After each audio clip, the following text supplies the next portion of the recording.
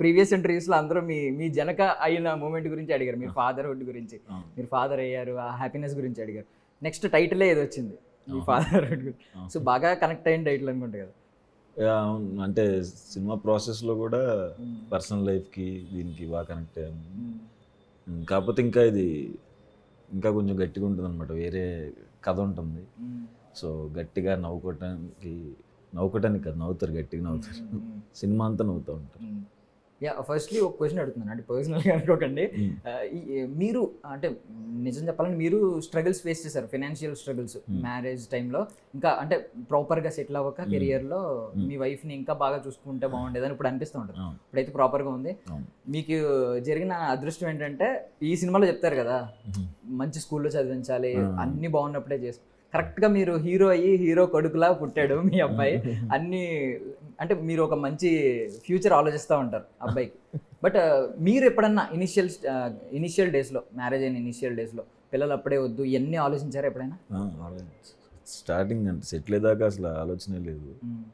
So అంటే settle అవ్వలేదు అప్పటికి, పెళ్లి చేసుకునే టైంకి. సో ఒక 3-4 years అసలు ఆలోచనే లేదు. భయం వేస్తుంది కదా, అంటే ఇద్దరికే ఏం సరిపోతాయి డబ్బులు అన్నట్టు ఉండేది. తర్వాత కొంచెం సినిమాలోకి వచ్చిన తర్వాత. సో సంకీర్తన గారు, హాయ్. మీ నేమ్ అంటే కేరళ నేమ్ వల్ల మాకు తెలియదు కానీ యూనిక్గా ఉంటుంది. ఒక సంకీర్తన అంటే మాకు తెలుసు, సంకీర్తన అనేది మాకు. అంటే మోర్ ఓవర్ మీరు స్క్రీన్ నేమ్ కూడా చేంజ్ చేసుకోవాల్సిన నీడ్ లేదు కదా, రైట్? అది యూనిక్ నేమ్, యూనిక్ నేమ్ కదా. సో ఎవరు లేరు ఇప్పటికి యాక్ట్రెసెస్ ఎవరు. ఎవరైనా ఇప్పుడు ఇక్కడ తెలుగు వాళ్ళు సంకీర్తన అని ప్రొనౌన్స్ చేయరు, సంకీర్తన అంటూ ఉంటారు. ఎప్పుడైనా ఫేస్ చేశారు మీరు? డైరెక్టర్ కూడా చెప్పింది the same thing, we call like Sankeertana, కే మలయాళంలో జీ, Sankeertana. So you are too young to play that character, అంటే ఒక హౌస్ వైఫ్ క్యారెక్టర్ కదా. ఇంకా నేను మదర్ క్యారెక్టర్ రాలేదు, మేబీ ఐ డోంట్ నో లాస్ట్లో ఏమంటుందో.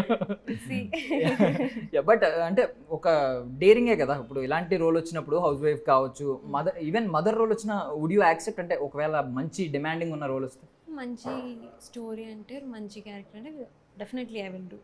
నో లైక్ ఒక వైఫ్ క్యారెక్టర్, మదర్ క్యారెక్టర్ అని ఏం లేదండి.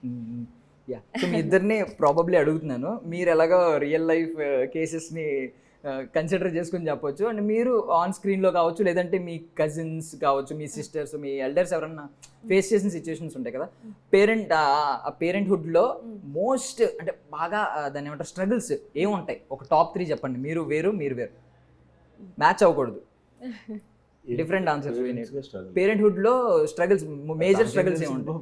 అంటే ఎవరో ఒకరు చూసుంటారు కదా, అంటే she would see someone elders ఎవరినైనా చూసు, మీ కజిన్స్, ఎడ్యుకేషన్ వైస్, మీ నెఫ్యూ ఎవరన్నా ఉంటే, ఒకవేళ లేదు కజిన్స్ వాళ్ళ డాటర్, సన్, చిన్న కిడ్స్ ఉంటారు కదా. యాక్చువల్లీ మీకు I need to give time, అంటే మీకు టైం ఇవ్వాలి, ఆయన టైం తీసుకుంటారు. మీరు చెప్పండి అన్న. ఏముంది స్ట్రగుల్స్ ఏముండదు, నిద్ర ఉండదు. అవును, నిద్ర ఎగిరిపోతుంది అంతే. బట్ అది కూడా ఎంజాయ్ చేస్తాం. ఇంకేంటి ఏం మా వైఫ్కి తెలిసిద్దాం. నేను మీరు పొద్దున 1 గంట రాత్రి వెళ్తాను కదా మళ్ళీ. సో డే అంతా ఏం జరుగుతుంది తెలియదు. సమ్ టైమ్స్ అంటే ఎలా ఉంటుందంటే, మీరు పాపం బాగా సెట్స్లో బాగా టైర్డ్ అయిపోయి ఇంటికి వెళ్ళి ఉండొచ్చు.